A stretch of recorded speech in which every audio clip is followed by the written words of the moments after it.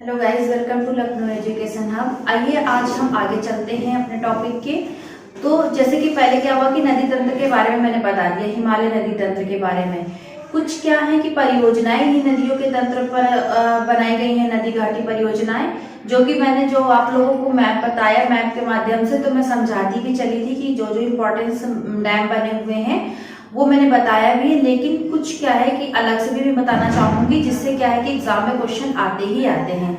तो सबसे पहले क्या है कि भारत की बहुउद्देशीय परियोजनाएं। अब बहुउद्देशीय परियोजनाएं पढ़ाने से पहले ये समझ लें कि बहुउद्देशीय परियोजनाएं होती क्या है, इसका महत्व क्या है। यानी कि इसका क्या है कि इसमें बहुत सी ऐसी चीजें आ जाती हैं जिससे क्या है कि सभी प्रकार के जो भी देशवासी होते हैं, फिर जो भी लोग होते हैं, वो अनेकों रूपों में क्या होता है, लाभान्वित होते हैं।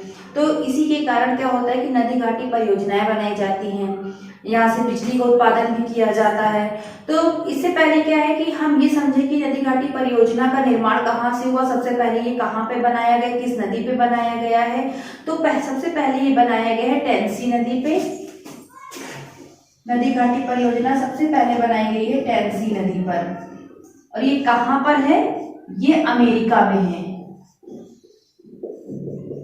तो इसको पढ़ने से पहले हमको ये चीज ये समझनी है कि कौन सी नदी पे बनाया गया, टेंसी नदी पे। कहाँ पर है, अमेरिका में है। और भारत की सबसे पहली नदी घाटी परियोजना कौन सी है, तो आपकी दामोदर परियोजना आ जाएगी। और उसके बाद में क्या है कि ये कब भारत में इसका वो हुआ था निर्माण, इस परियोजना का, भारत के आजाद होने के 1 साल बाद, यानी कि 1948 में हुआ था। उसके बाद में क्या एक चीज और आती है कि इसको बहुउद्देशीय परियोजना को क्या है कि क्या है, बहुउद्देशीय परियोजना को आधुनिक भारत का मंदिर भी कहा गया है। और इसको किसने कहा है, आधुनिक भारत का मंदिर बहुउद्देशीय परियोजना को कहा गया है। किसने कहा है, जवाहरलाल नेहरू ने। क्यों भाई, ये क्यों कहा गया, जैसे कि मैंने पहले भी बता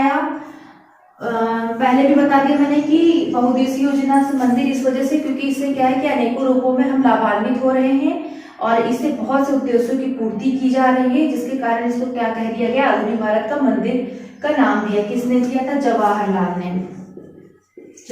नेहरू ने।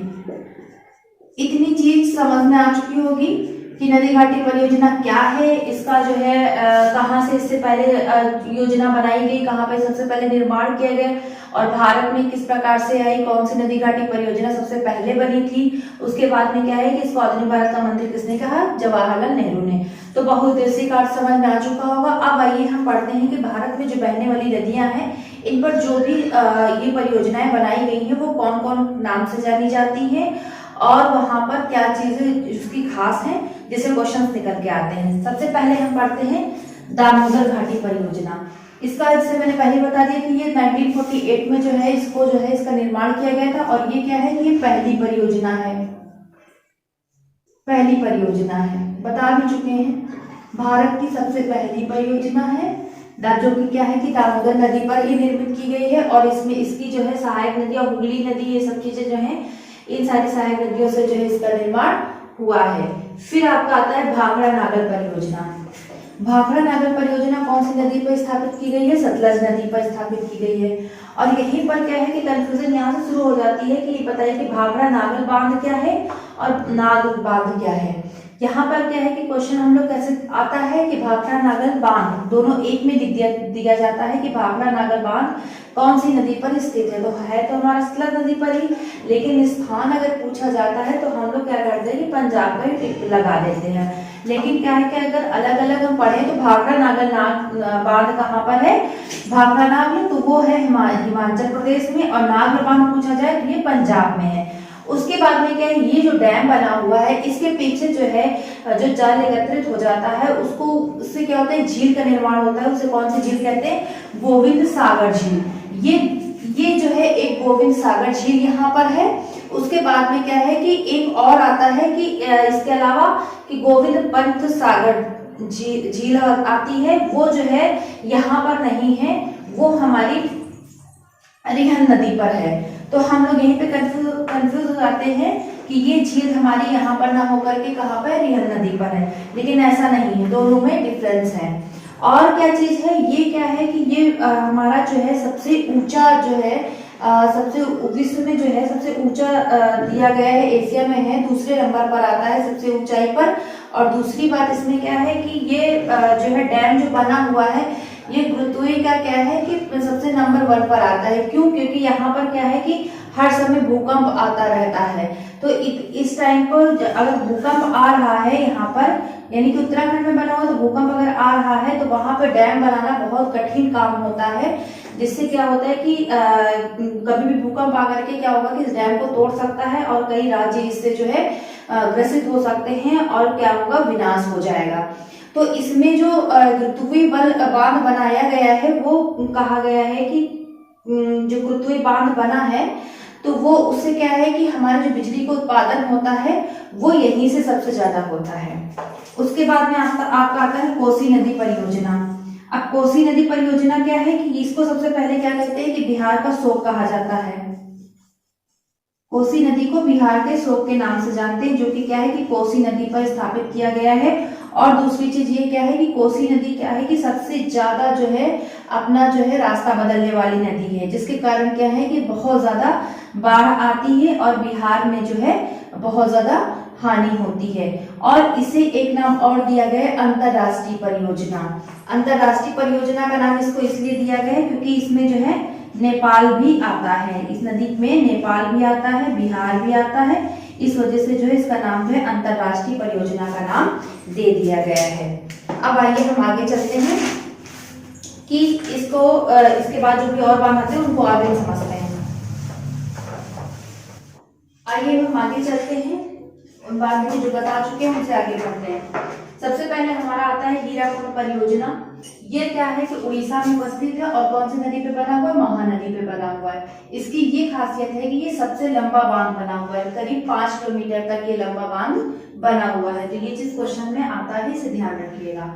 और दूसरी चीज, ये महानदी जो है किसकी? उड़ीसा की शोक कही गई है। इसमें बाढ़ आएगी तो उड़ीसा को ही प्रभावित करेगी, तो इसलिए इसको क्या कहा गया है? उड़ीसा का शोक कहा गया है। और दूसरी चीज ये है कि यहाँ पर क्या आता है कि अगर सबसे बड़ा बांध पूछा जाए तो ये चाइना का डैम है, 3 जॉर्ज डैम है। ये भी क्वेश्चन में पूछा जा सकता है, जो रिसेंटली इसका निर्माण हुआ है। तो पहले क्या होता था कि हम इसको बताते थे, अब क्या है कि इसमें जो है ये चीज रिसेंटली बन गई है तो ये भी ऐड कर लेंगे। और दूसरी चीज ये चीज पूछ लेता है कि सबसे ऊंचा बांध कौन सा बना हुआ है, तो आपका टिहरी बांध बना हुआ है। तो यहाँ से क्या है कि हमारे 3 क्वेश्चन जो है कंप्लीट हो गए हैं कि सबसे ऊंचा ये हो गया टिहरी बांध, और सबसे बड़ा ये 3 जॉर्ज हो गया, और लंबा बांध हमारा हीराकुंड परियोजना हो गई। अब आते हैं हम चंबल परियोजना पे। चंबल परियोजना में क्या है कि इससे कौन कौन से राज्य लाभान्वित हो रहे हैं? राजस्थान और एमपी आपका हो रहा है। कौन सी नदी के कारण हो रहा है? चंबल, जो कि चंबल परियोजना है तो कौन सी नदी पे बना होगा? चंबल परियोजना पे। मालवा पठार से निकल रही है, जो कि यमुना से कब मिल रही है? इटावा क्षेत्र में। और इस नदी पर क्या है कि 3 परियोजनाएं बनाई गई हैं, जो कि कल मैंने बता चुकी हूँ आप लोगों को ऑलरेडी कि एक जो है आपके एमपी में है और 2 राजस्थान में है। उसके बाद में आता है आपका रिहंद बांध परियोजना, जो कि इससे पहले भी मैं बताई थी, पॉइंट में आया था कि गोविंद सागर झील कौन सी है और ये कहाँ पर आ रहा है? ये कौन सी है? गोविंद वल्लभ सागर परियोजना। तो ये क्या है कि इसके बारे में पढ़ते हैं, क्या है कि मानव निर्मित परियोजना है। यहाँ पर इसका ये आएगा कि ये रिहंद के पीछे गोविंद वल्लभ पंत सागर झील का निर्माण हुआ है, लेकिन किनके कारण हुआ है? तो ये मानवों के द्वारा निर्मित की गई है, मानवों के द्वारा। अब आते हैं यहाँ पे क्या है कि ये यूपी की क्या है? सबसे बड़ी परियोजना में आती है। गोविंद वल्लभ सागर परियोजना यूपी की सबसे बड़ी परियोजना में आती है। और यहाँ पर क्या है कि ओबारा विद्युत गृह है, यानी कि बिजली का जो उत्पादन किया जाता है वो केंद्र बनाया गया है, तो वो ओबारा विद्युत गृह का नाम दिया गया है। कौन सी परियोजना पे दिया गया है? रिहंद परियोजना पे दिया गया है। तो यहाँ पर जो है आपको जो पहले हमने पढ़ाया था झील के बारे में, वो और एक ये परियोजना जो है, दोनों में जो अंतर है वो यहीं पर है। उसके बाद में आपका आता है इंदिरा गांधी नहर परियोजना। इंदिरा गांधी नहर परियोजना आपका इससे पहले भी पॉइंट आया था, वो भी बताया था कि ये क्या है कि ये सबसे बड़ी नहर है, सबसे बड़ी नहर है, सिंचाई की सबसे बड़ी नहर मानी गई है। और ये कहाँ पर है? ये जो है हमारी कौन कौन सी नदी के मिलने से वो बनती है, पहले भी बता चुके हैं, सतलज और ब्यास से। सतलज और ब्यास के मिलने से क्या होता है कि एक जो है डैम, उसका बांध का निर्माण किया जाता है, जिससे क्या होता है कि इस नहर का वहां से निकाली जाती है, जिससे क्या है कि कई राज्य जो है सिंचाई के लिए इससे लाभान्वित होते हैं। फिर आपका आता है टिहरी बांध, जो कि अभी ऊपर बता चुके हैं। टिहरी बांध कौन कौन सी नदी के उस पर बना हुआ है, भगीरथी और भीलगंगा, यूके में बनी हुई। ये क्या है कि सबसे ऊंचा बांध है, सबसे ऊंचा बांध निर्मित किया गया है। और उसके बाद में आपका आता है नागार्जुन परियोजना। ये क्या है कि कृष्णा नदी पर है, कहाँ कहाँ पे क्या है आपका आंध्र प्रदेश के गुंटूर तथा तेलंगाना के नालकोंडा में निर्मित किया गया है। फिर आपका लास्ट आता है सरदार सरोवर परियोजना। इससे क्या है, ये कौन सी नदी पर निर्मित किया बना है बांध, नर्मदा नदी पर। इससे लाभान्वित राज्य कौन कौन से हो जाएंगे, ये आपका गुजरात है, महाराष्ट्र है, मध्य प्रदेश है, राजस्थान है, और नदी कौन सी, नर्मदा नदी है। तो इतने जितने डैम के बारे में बताए हैं, ये क्वेश्चन यहीं से आएंगे, और जो इनके इंपॉर्टेंट पॉइंट्स हैं इनको आप लोग अच्छे से पढ़ लीजिएगा, यहीं से कहीं ना कहीं से क्वेश्चंस निकल के आ जाएंगे। इसके अलावा कुछ भी और भी बात है तो वो हम क्या करेंगे, सॉफ्ट कॉपी में अपने चैनल पर डाल देंगे, आप लोग वहां से प्राप्त कर लीजिएगा। लेकिन जो इम्पोर्टेंस बात है वो मैंने समझा दिया है। तो आज के लिए इतना ही काफी है। थैंक यू, धन्यवाद।